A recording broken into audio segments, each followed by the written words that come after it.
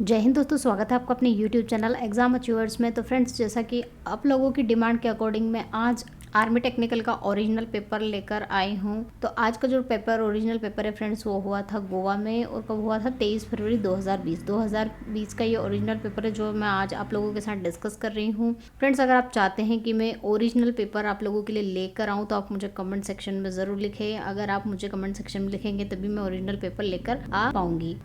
तो ये जो पेपर है फ्रेंड्स, इसमें टोटल 50 क्वेश्चंस हैं और अभी जो आपको एग्ज़ाम का पैटर्न पता होगा कि हर एक क्वेश्चन के लिए आपको 4 मार्क्स दिए जाएंगे और 80 मिनिमम पासिंग मार्क्स है और एक क्वेश्चन रॉन्ग करते हो तो उसके लिए आपको नेगेटिव मार्किंग भी इसमें होगी। तो चलिए क्वेश्चन देख लेते हैं हम। फर्स्ट क्वेश्चन क्या है, 1971 बांग्लादेश की मुक्ति के लिए जो युद्ध लड़ा गया था वो किसके बीच में लड़ा गया था?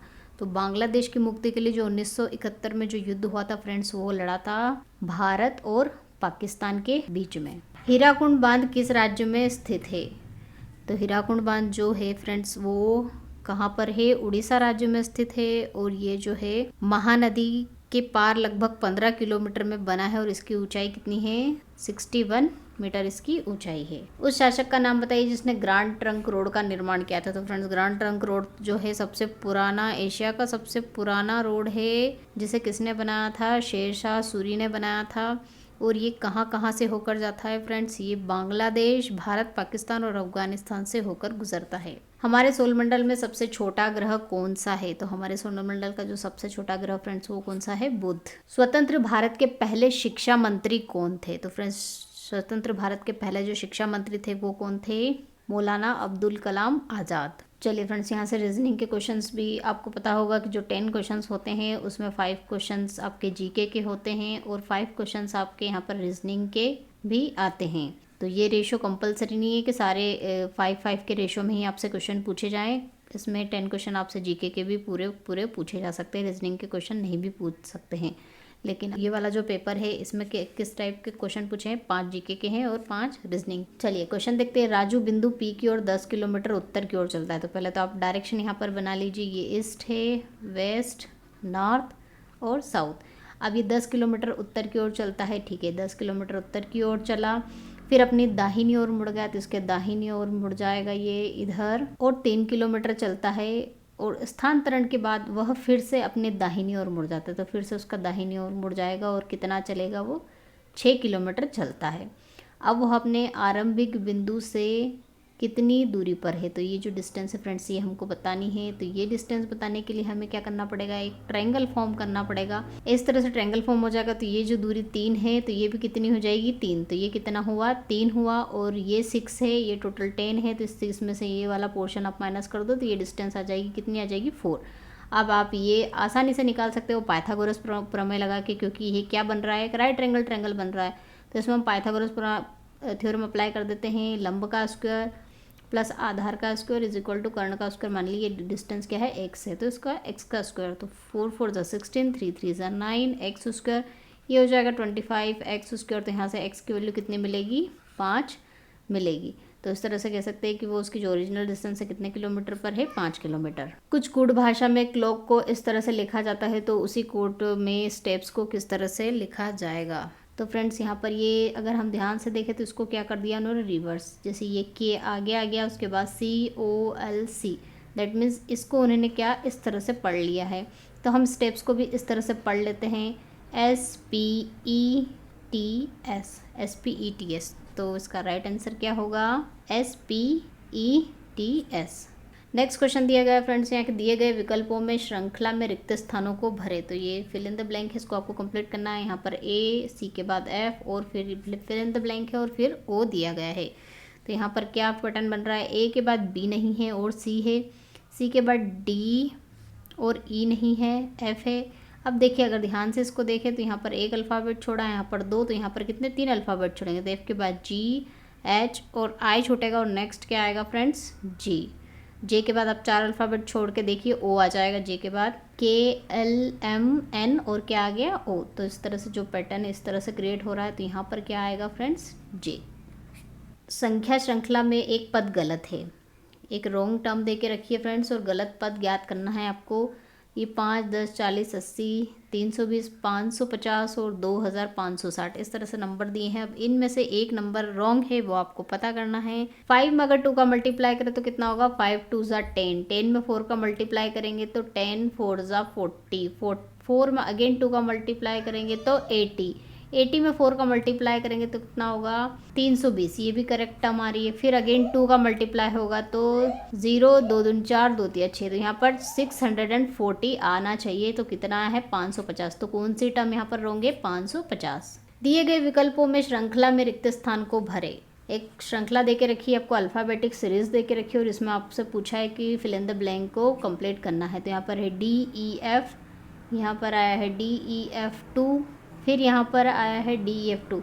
फ्रेंड्स यहाँ पर 2 नहीं था, उसके बाद F के पास 2 आ गया है, फिर E के पास 2 शिफ्ट हुआ है, तो नेक्स्ट सीरीज़ में 2 कहाँ पर आएगा, D के साथ। तो क्या सीरीज़ बनना चाहिए, D के साथ भी 2 होगा, E के साथ भी 2 होगा और F के साथ भी 2 होगा।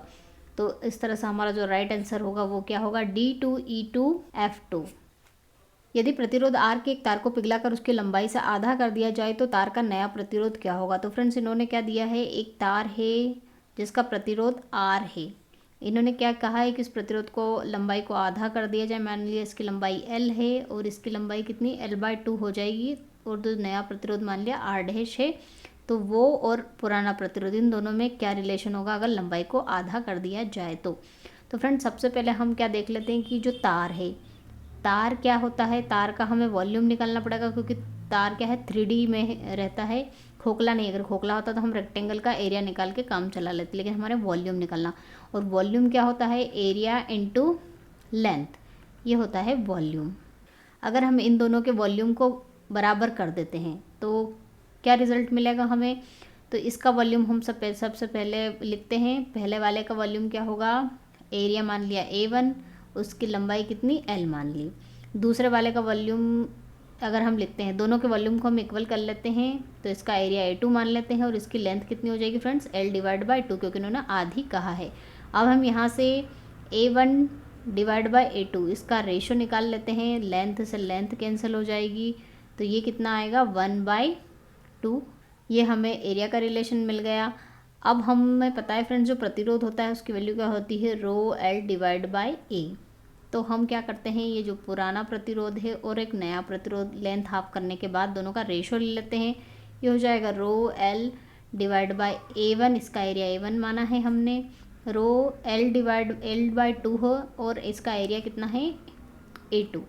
ये रो से रो कैंसिल कर देते हैं, L से L भी कैंसिल कर देते हैं, तो यहाँ पर R/R' जो होगा वो कितना मिलेगा, ये यहाँ पर A2 ऊपर आ जाएगा और यहाँ पर ये 2A1 A2 ऊपर चला जाएगा और यहाँ पर मिलेगा A1। तो ये मिला R/R' और यहाँ पर जो A1 है और A2 का रेशो है यहाँ रिवर्स कर लेते तो कितना मिलेगा 2/1। तो ये कितना हो जाएगा 2 × 2/1 यानी कि 4/1। तो जो R' आया है वो किसके बराबर आया है फ्रेंड्स, वो आया है R/4, मतलब जो पुराना रेजिस्टेंस है उसका कितना 1/4 होगा।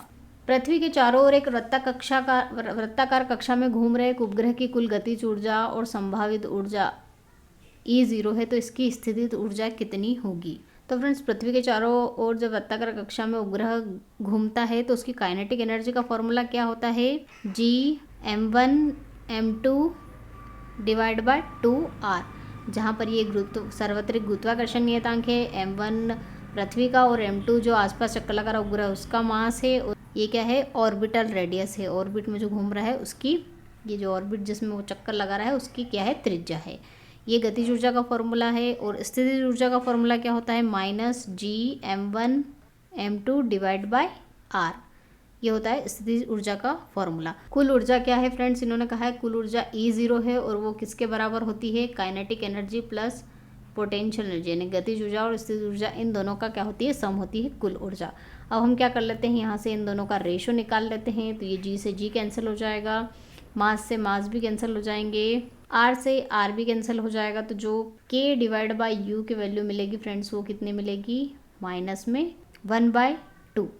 ये मिली k डिवाइड बाई यू की वैल्यू। हमने ये रेशियो इसलिए निकाला है क्योंकि हम यहाँ पर वैल्यू पुटअप कर सके। तो अगर हम यहाँ पर इसकी वैल्यू पुटअप कर देते हैं, ये E0 है। अब हम काइनेटिक एनर्जी की वैल्यू पुटअप करें या पोटेंशियल एनर्जी की, तो इन्होंने क्या पूछा है, पोटेंशियल एनर्जी पूछा है। तो हम क्या करते हैं, यहाँ पर ये पोटेंशियल एनर्जी एक तो ऑलरेडी है और इस काइनेटिक एनर्जी की वैल्यू यहाँ से निकाल लेते हैं पोटेंशियल एनर्जी के टर्म में। तो वो कितने की निकलेगी, k इज इक्वल टू निकलेगा यहाँ पर -u/2। तो वो यहाँ पुट अप कर देते हैं -u/2। इसको सिंप्लीफाई करेंगे आगे तो कितना होगा, u -u/2 और आगे सिंप्लीफाई करें 2u -u, तो ये हो जाएगा u डिवाइड बाई 2। तो जो E0 आई वो इन दोनों में रिलेशन ये मिला है। तो यहाँ पर जो स्थितिज ऊर्जा है यानी कि u है वो टोटल ऊर्जा की कितनी होगी, दुगनी हो जाएगी। विभिन्न रेडियोधर्मी स्रोतों के बीटा कणों में होता है तो उनमें समान विक्षेपण होता है, समान गति होती है, समान आवेश होता है, फिर समान द्रव्यमान होता है।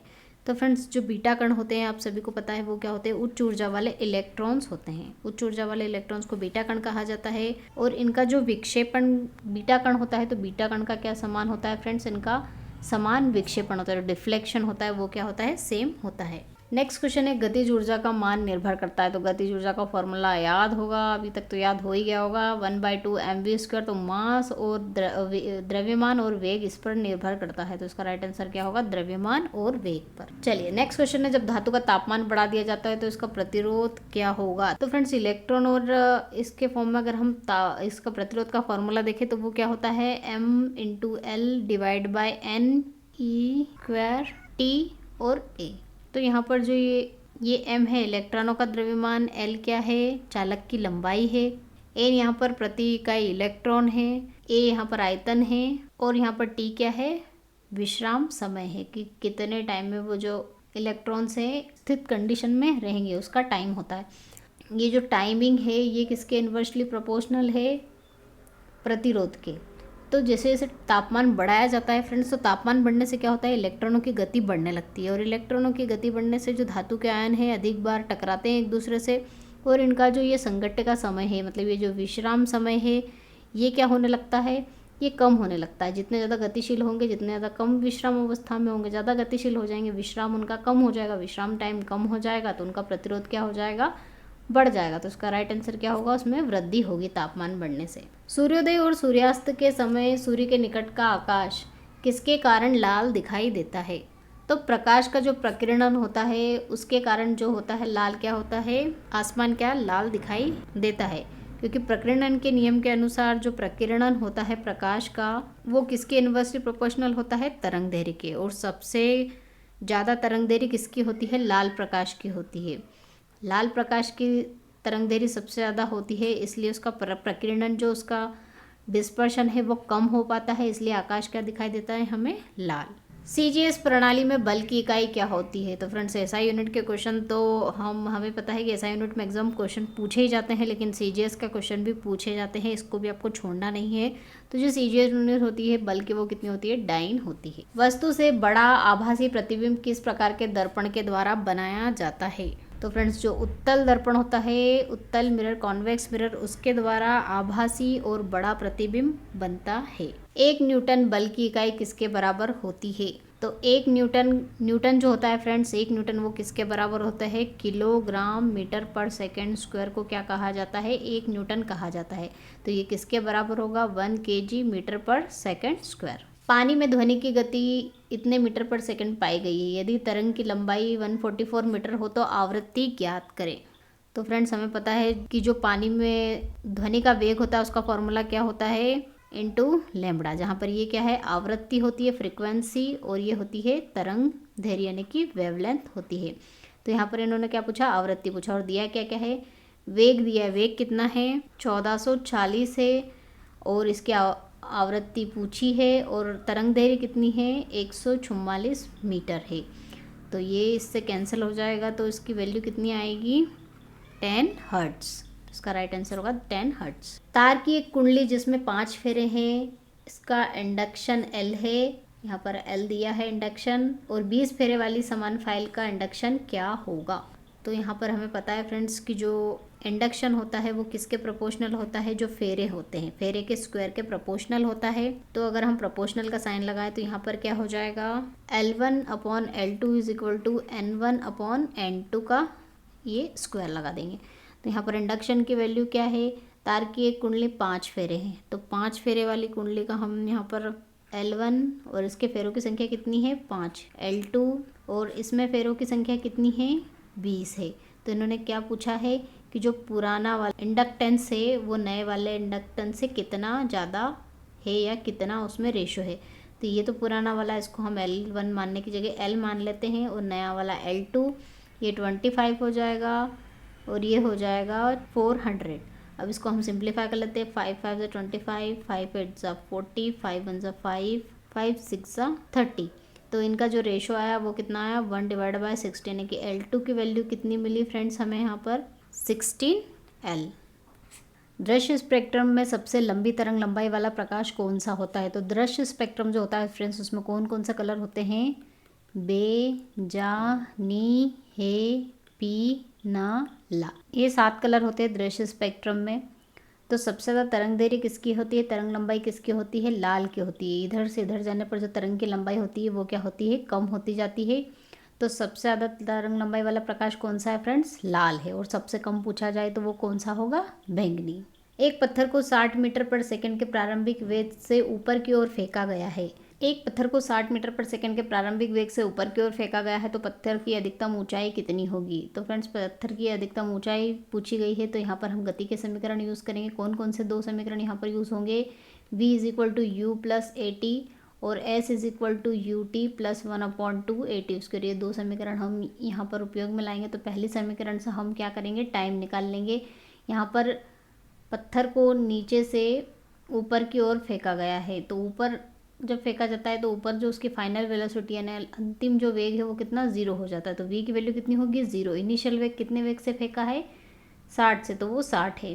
प्लस a यहाँ पर क्या होगा, a जो त्वरण है वो किसके बराबर होगा, गुरुत्वीय त्वरण के बराबर होगा। और ऊपर जाने पर इसकी वैल्यू कितनी होती है माइनस में होती है और इसकी वैल्यू लगभग कितनी होती है 10 होती है। तो यहाँ पर हम a की वैल्यू -10 रखेंगे और t हमें पता नहीं है, यहाँ से t निकल जाएगा। तो t कितना निकलेगा, t की वैल्यू निकलेगी यहाँ पर 60 / 10 यानी कि 6।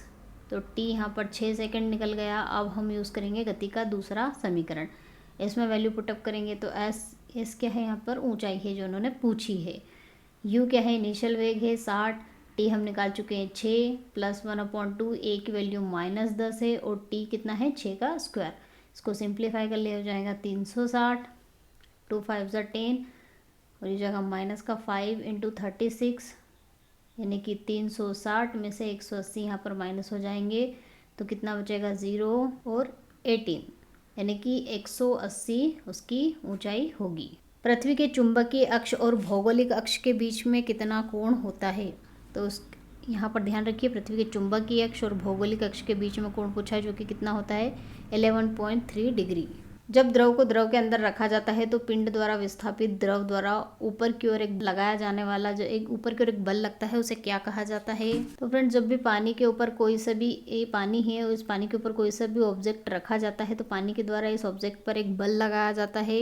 एक बल का अनुभव ये ऑब्जेक्ट करता है जिसे क्या कहते हैं, उत्प्लावन बल।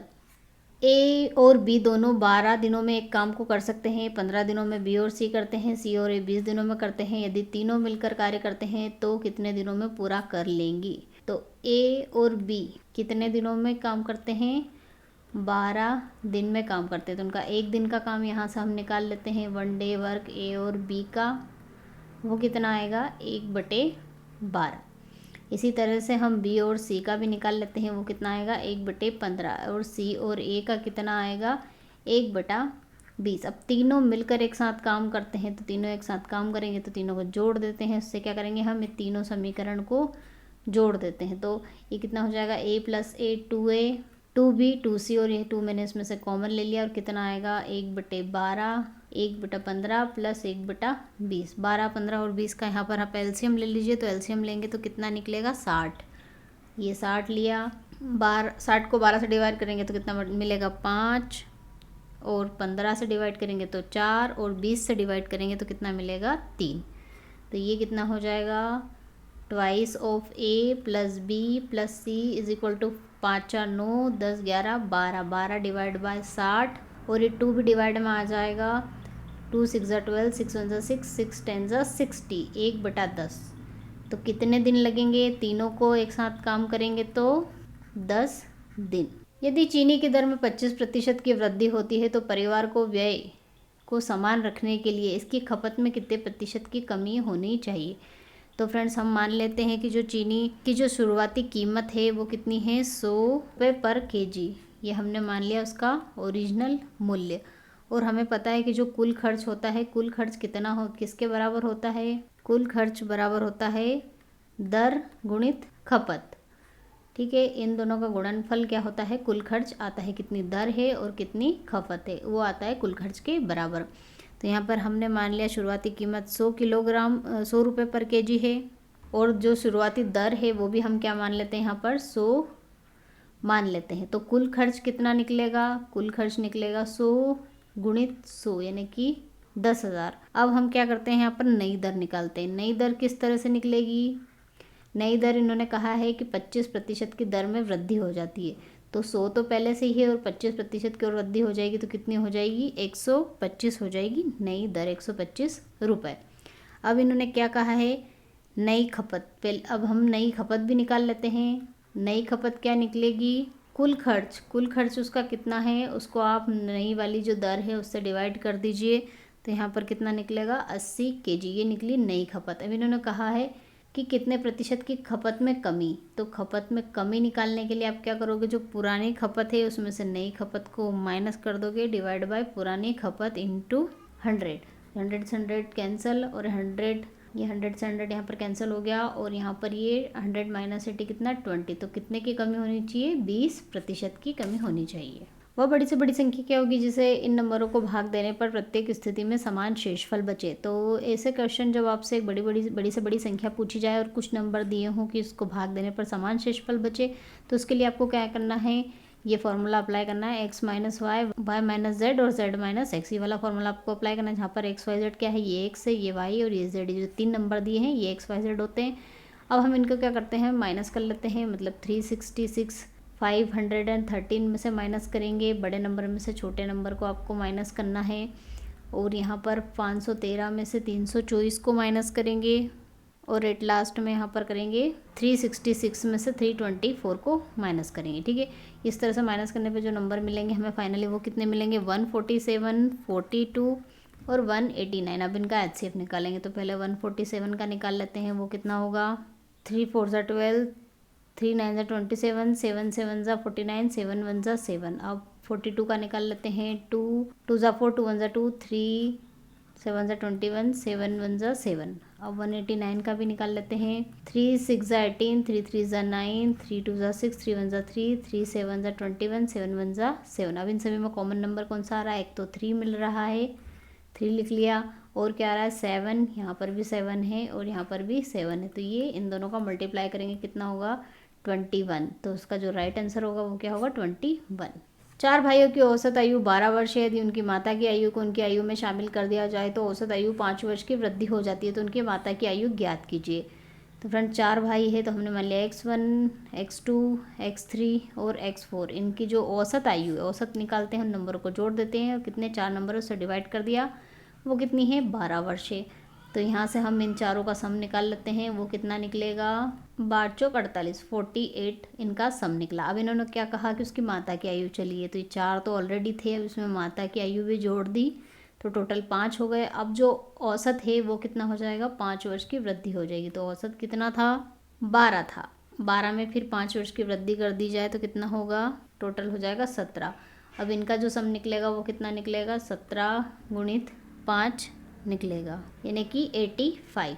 अब क्या कर देते हैं? ये हमारे पास सम है और एक सम ये भी है, इसमें से इसको माइनस कर देंगे तो माता जी की आयु आ जाएगी। तो वो कितनी हो जाएगी?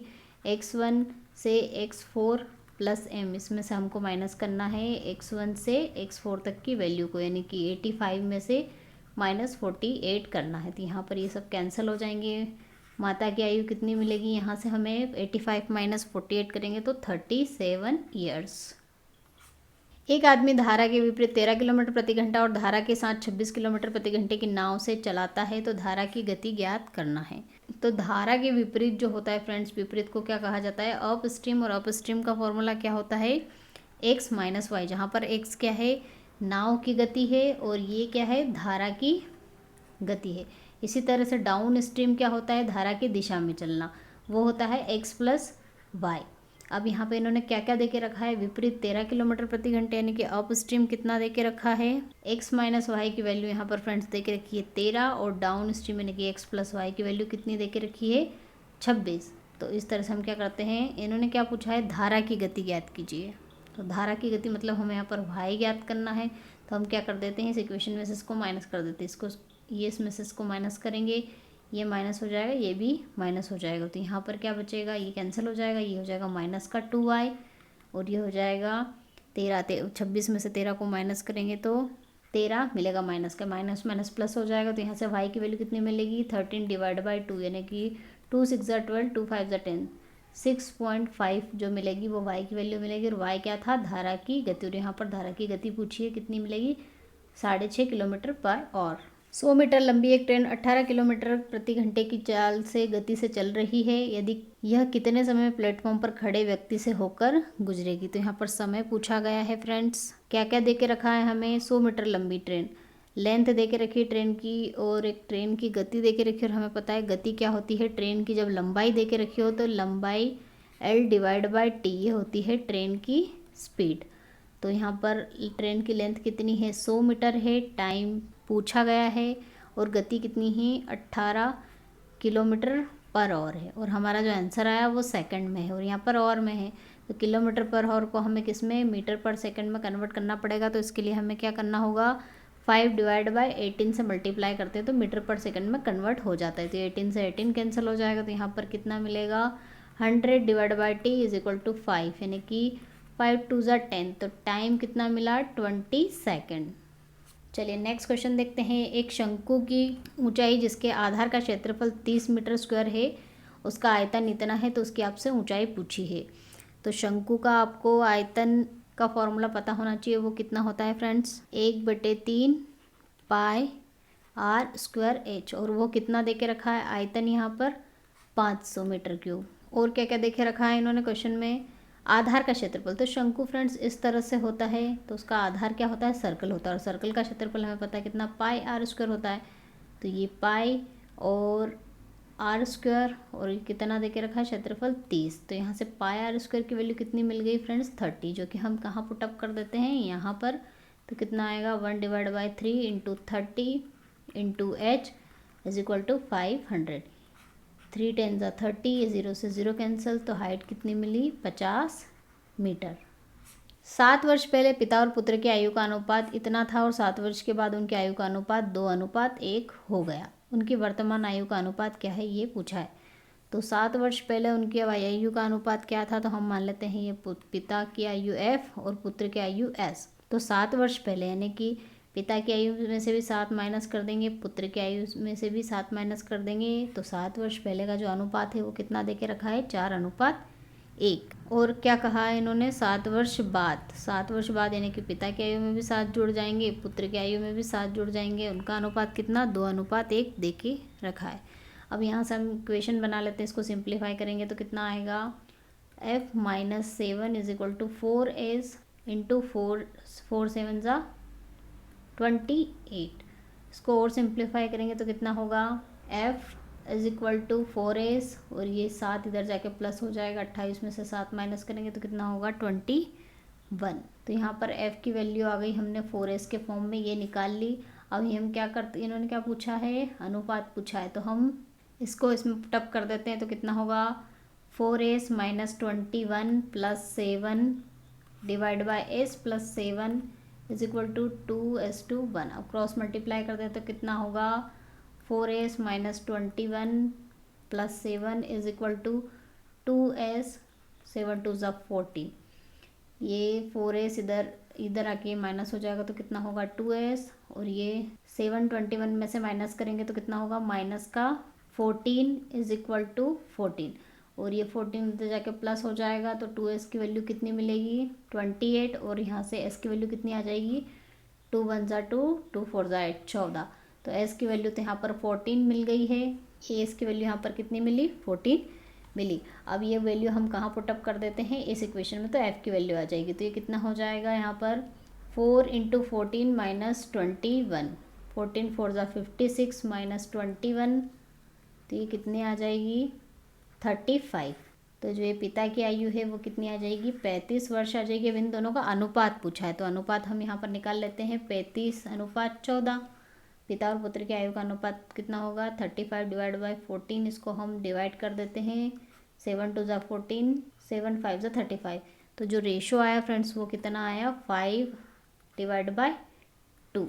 2 मेज और 3 कुर्सियों का एक साथ मूल्य इतना है जबकि 3 टेबल और 2 कुर्सियों का एक साथ कीमत इतनी है। तो एक मेज और 5 कुर्सियों की कुल लागत आपको बतानी होगी। तो इस टाइप के क्वेश्चन में कुछ नहीं करना है फ्रेंड्स, आपको 2 इक्वेशन बनानी है, उनको सिंप्लीफाई करना है और वैल्यू आपको मिल जाएगी। किस तरह से बनाएंगे, यहाँ पर दिया है 2 मेज तो हमने मान ली 2x और 3 कुर्सी यानी कि 3y, इनका दोनों का मिला के मूल्य कितना दिया है 2000 रुपये, तो ये रख दिया। अब इन्होंने कहा है 3 टेबल और 2 कुर्सी, इनकी कीमत कितनी है 2500 रुपये है। ठीक है, ये 2 इक्वेशन मिल गए। अब इनको हमें बैलेंस करके सॉल्व करना है। यहाँ पर हम किसकी मान लेते हैं इसको कैंसिल करना चाहते हैं तो इसमें 3 का मल्टीप्लाई कर दीजिए और इसमें 2 का, तो इक्वेशन क्या हो जाएगी 3 2 जा 6x 3 3 जा 9y 3 2 जा 6, ये हो जाएगी 3 2 जा 6x 2 2 जा 4y 2 5 जा 10 2 2 जा 4 और एक 5, इसमें से इसको माइनस कर दीजिए तो कितना ये कैंसिल हो जाएगा। यहाँ पर बचेगा 5y और 1000 और y की वैल्यू कितनी आ जाएगी यहाँ पर 5 2 जा 10 यानी कि 200। अब ये y की वैल्यू हो गई। अब हम x की वैल्यू भी निकाल लेते हैं, किसी एक इक्वेशन वैल्यू पुटअप करके यहाँ पर पुटअप कर देते हैं। ये कितना होगा 2x, ये हो जाएगा 3 इंटू 200 इज इक्वल टू 2000, ये हो जाएगा 2x 3 2 जा 600 इज इक्वल टू 2000, ये हो जाएगा 2x, ये माइनस हो जाएगा 2000 में से यहाँ पर 600 को माइनस कर देंगे तो कितना मिलेगा 0 0 10 माइनस 6 4 और 1 2 7 जा 14 700, x की वैल्यू 700 मिली। अब इन्होंने क्या कहा ये x और ये y, x क्या बना था हमने टेबल, तो एक टेबल की कीमत 700 और एक कुर्सी की कीमत कितनी 200 है। अब इन्होंने किसकी पूछी है एक टेबल, तो एक टेबल तो कितने की है 700 रुपये की है और 5 कुर्सियाँ, 5 कुर्सी एक की 200 रुपये है तो 5 की कितनी होगी 5 दूना 10 यानी कि 1000 रुपये। तो उसको जोड़ के टोटल कीमत कितनी हो जाएगी 1700 रुपये। तो इसका राइट आंसर होगा ऑप्शन ए। 336 रुपये में एक लेख बेचकर एक आदमी कितने गेन करता है 36 रुपये का उसको लाभ होता है। तो 15% के लाभ कमाने के लिए उस वस्तु को उसको कितने में बेचना चाहिए। तो फ्रेंड्स उसने कितने में बेचा है, तो उसकी सेलिंग प्राइस 336 रुपये में उस आदमी ने उस लेख को बेचा है। तो उसे कितने का लाभ हुआ यानी कि प्रॉफिट कितना मिला 36 रुपये का। तो यहाँ हमें पता है प्रॉफिट क्या होता है selling price minus cost price. यहाँ से हम कॉस्ट प्राइस की वैल्यू निकाल लेंगे यानी कि कितने में उसने खरीदा था, तो ये 36 है इज इक्वल टू यहाँ पर कितना 336 माइनस CP, तो CP की वैल्यू कितनी हो जाएगी यहाँ पे 336 में 36 माइनस कर देंगे तो 300 रुपये, मतलब उसने उस वस्तु को 300 रुपये में ख़रीदा था। अब उसे 15% का लाभ कमाने के लिए उसको कितने में बेचना चाहिए। तो लाभ प्रतिशत का फॉर्मूला हमें पता क्या होता है फ्रेंड्स, वो होता है SP minus CP divide by CP into 100, ये होता है प्रॉफिट परसेंटेज का फॉर्मूला। अब हम यहाँ पे वैल्यू अप्लाई कर देते हैं। प्रॉफिट परसेंटेज कितना 15% का लाभ कमाने के लिए सेलिंग प्राइस उसने पूछी कि कितने में बेचना चाहिए। कॉस्ट प्राइस वस्तु की चेंज नहीं होती, वही की वही रहती है, तो 300 रुपये डिवाइड बाय 300 इंटू 100, ये 0 से 0 कैंसिल। तो यहाँ पर जो वैल्यू मिलेगी वो कितनी मिलेगी 45 15 3 जा 45 is equal to SP minus 300। तो SP जो मिलेगी यानी कि उसका विक्रय मूल्य वो कितना होगा 345। 6000 रुपये पर चक्रवृद्धि ब्याज क्या होगा 3 साल के लिए।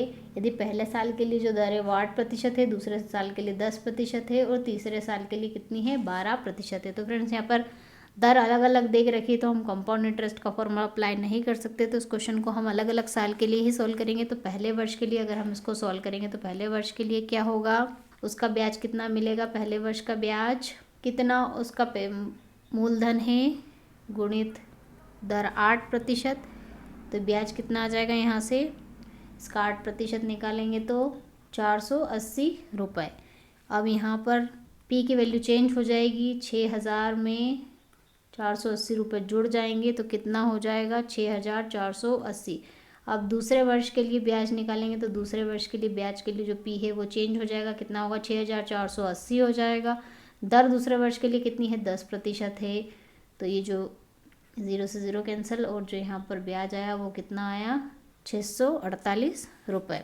अब तीसरे वर्ष के लिए निकालने से पहले हम पहले P की वैल्यू निकाल लेंगे, P चेंज हो जाएगा, न्यू वाला P आ जाएगा, उसकी वैल्यू कितनी आ जाएगी यहाँ पर 6480 तो आपका था ही, और उसमें 648 रुपये और जुड़ जाएंगे तो कितना हो जाएगा 7,128। अब तीसरे साल के लिए ब्याज निकालेंगे तीसरे वर्ष के लिए, तो वो कितना हो जाएगा, उसके लिए जो P है वो नया वाला हो जाएगा, और दर कितनी दे के रखी है 12। इसे सॉल्व कर लेंगे तो इसको सॉल्व करने के बाद जो वैल्यू मिलेगी वो कितनी मिलेगी 855.36।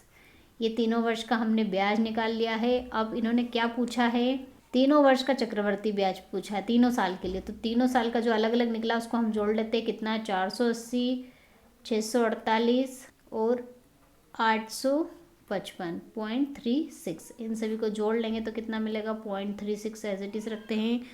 8 5 13 का 3 कैरी 1 चला जाएगा, 8 4 12 13 और 5 18 कैरी 1, 6 4 10 18 और 1 19। तो जो चक्रवर्ती ब्याज है चारों सालों का अलग अलग दर के लिए वो कितना निकला 1983 1983.36। 8,961 में वह छोटी से छोटी संख्या कौन सी होगी जो 84 से पूर्णतः विभाजित हो जाए। तो फ्रेंड्स हम क्या करेंगे 8961 को डिवाइड करेंगे 84 से, तो कितनी बार में जाएगा ये, एक तो फर्स्ट टाइम चला जाएगा 84, यहाँ पर कितना मिलेगा 5 4 9 561, और 6 बार में कितना मिलता है 504, और जब इसको माइनस करेंगे तो हमें मिलेगा 57। तो अगर ये 84 होता तो पूरी तरह से डिविजिबल हो जाता, तो कितना नंबर इसमें और हमें ऐड करना पड़ेगा, तो 84 में से 57 को आप माइनस कर दीजिए तो कितना मिलेगा 27। तो 27 नंबर इसमें जोड़ देंगे तो पूरी तरह से डिविजिबल हो जाएगा, तो इसका राइट आंसर होगा 27। कितने समय में 4,000 रुपये का साधारण ब्याज 1200 रुपये पर 12% वर्ष के लिए मिलेगा। तो फ्रेंड्स यहाँ पे क्या क्या दे के रखा हमें पता है, सिंपल इंटरेस्ट का जो फॉर्मूला होता है वो क्या होता है P into r into t divide by 100। अब वैल्यू किस किस की दे रखी है वो हम पुटअप कर लेते हैं। सिंपल इंटरेस्ट यहाँ पर 1200 रुपये दे रखा, प्रिंसिपल 4,000 रुपये है, दर कितनी 12%, समय इन्होंने पूछा है, और ये 100, ये 2 0 से ये कैंसिल, ये 12 से ये 12 कैंसिल। यहाँ पर जो वैल्यू मिलेगी वो कितनी मिलेगी, यहाँ पे ये 2 0 बची, ये कितना हो जाएगा 100 डिवाइड बाई 40, ये 0 से 0 कैंसिल, 4 4 4 दूना 8 और 4 पंजे 20। तो जो टाइम मिला वो कितना मिला 2.5 ईयर्स, यानी कि यहाँ पर 2.5 ईयर्स नहीं दिया 2 साल दिया, तो ऑप्शन डी करेक्ट होगा। एक आयताकार क्षेत्र की लंबाई और चौड़ाई 25 सेंटीमीटर और 15 सेंटीमीटर, इसकी लंबाई और परिधि का अनुपात ज्ञात कीजिए। तो आयताकार क्षेत्र की लंबाई और चौड़ाई आपको दे के रखी है, तो उसका परिधि कितनी होती है, परिधि होती है एक आयताकार क्षेत्रफल है, ये आमने सामने की भुजाएं बराबर होती है इसकी, तो इसकी परिधि क्या होगी इनकी सारी भुजाओं का सम, यानी कि a प्लस प्लस बी। अगर आप फॉर्मूला याद ना हो तो इस तरह से भी इसको कर सकते हैं, तो कितना हो जाएगा twice of a plus B.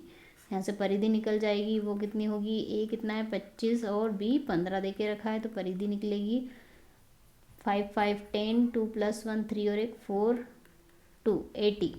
ये परिधि निकल गई, और यहाँ पर किसका लंबाई और परिधि का अनुपात पूछा है, तो वो कितना होगा, लंबाई 25 है और परिधि कितनी है 80 है, तो 5 5 से 25, 5 1 5, 5 6 30, तो अनुपात कितना मिलेगा यहाँ पर 5 डिवाइड बाय 16। 329 रुपये में एक लेख बेचने पर एक डीलर को 6% का नुकसान हुआ, तो वस्तु का क्रय मूल्य क्या हुआ। तो यहाँ पर नुकसान प्रतिशत दिया है, यानी कि लॉस परसेंटेज दिया है, तो लॉस परसेंटेज का फॉर्मूला क्या होता है CP minus SP divide by CP into 100। अब हम यहाँ पर वैल्यू पुटअप कर देते हैं जो दे के रखा है। लॉस परसेंटेज 6% है, CP यानी कि कितने में उसने खरीदा है, तो वो तो पूछा है, वो हमें पता नहीं, कितने में बेचा है वो ज़रूर पता है 329, तो यहाँ पे CP नहीं पता है, इंटू 100। चलिए इसे सिंप्लीफाई कर लेते हैं, ये हो जाएगा 6CP is equal to 100CP minus 32900। इसको इधर लेके आएंगे और इसको इधर लेके आएंगे तो इसमें से 6 माइनस हो जाएगा, तो कितना बचेगा 94CP इज इक्वल टू 32900 और CP की वैल्यू कितनी मिलेगी 32900 डिवाइड बाय 94 और ये कितने टाइम कैंसिल हो जाएगा 2 1 ज़ा 2 2 6 ज़ा 12 2 4 ज़ा 8 2 5 ज़ा 10 ये 0 2 4 ज़ा 8 2 7 ज़ा 14 और ये 47 पे ये 1645 कितने बार कैंसिल हो जाएगा 350 टाइम। तो CP की जो वैल्यू मिलेगी फ्रेंड्स वो कितनी मिलेगी 350। तो इसका राइट आंसर क्या होगा 350। समान परमाणु द्रव्यमान संख्या और भिन्न परमाणु क्रमांक वाले तत्वों को क्या कहा जाता है। तो जिनके द्रव्यमान परमाणु द्रव्यमान समान हो लेकिन परमाणु क्रमांक भिन्न हो तो ऐसे तत्वों को क्या कहा जाता है आइसोबार्स। आइसोबार यानी कि समभारिक कहा जाता है जिनका भार समान होता है और समस्थानिक किन्हें कहा जाता है जिनके परमाणु क्रमांक समान हो। निम्नलिखित में से कौन सी धातु तनु H2SO4 में से H2 गैस को विस्थापित नहीं करेगी। तो हाइड्रोजन गैस को विस्थापित करने के लिए एक जो टेबल होती है फ्रेंड्स, हाइड्रोजन के ऊपर कुछ तत्व होते हैं और हाइड्रोजन के नीचे कुछ तत्व होते हैं। जो ऊपर तत्व होते हैं वो हाइड्रोजन को रिप्लेस कर देते हैं और जो हाइड्रोजन के नीचे होते हैं उस टेबल में वो रिप्लेस नहीं कर पाते हैं। तो हाइड्रोजन के ऊपर कौन कौन से तत्व होते हैं friends, sodium, calcium, magnesium, aluminium, carbon, zinc, iron, lead, ये सभी क्या होते हैं हाइड्रोजन के ऊपर होते हैं। और हाइड्रोजन के नीचे कौन कौन से होते हैं, कॉपर, सिल्वर और प्लेटिनियम। ये सारी धातुएं क्या होती है इसके नीचे होती है, रिप्लेस नहीं कर पाती। तो H2SO4 में से कौन विस्थापित नहीं करेगा, तो जिंक के ऊपर है, जिंक भी कर देगा, आयरन भी कर देगा, एल्यूमिनियम भी ऊपर है भी कर देगा और कॉपर क्या आता है इसके नीचे आता है, इसलिए कॉपर क्या करेगा इसको रिप्लेस नहीं करेगा। तो राइट आंसर क्या होगा कॉपर। दो आसन यानी कि भिन्न कार्बन परमाणुओं के बीच की दूरी में सबसे बड़ी होती है।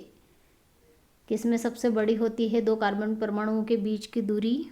तो फ्रेंड्स यहाँ पर मैं आपको बता दूं कि आसन्न कार्बन परमाणुओं के बीच की दूरी को क्या कहा जाता है, बंध लंबाई कहा जाता है। और सबसे अधिक बंध लंबाई किसकी होती है, इथेन की होती है।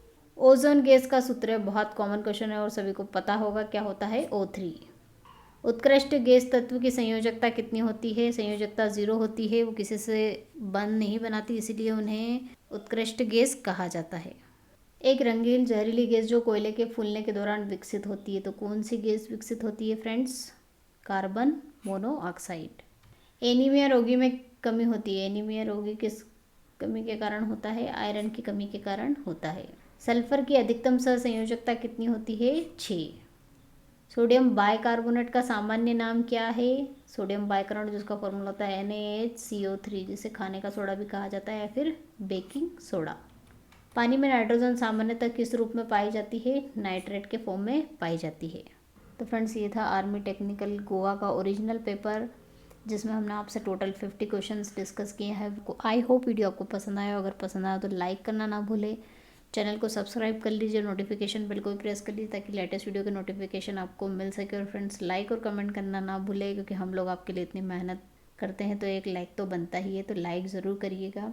मिलते हैं नेक्स्ट टॉपिक के साथ नेक्स्ट वीडियो में, तब तक के लिए जय हिंद, जय भारत, वंदे मातरम।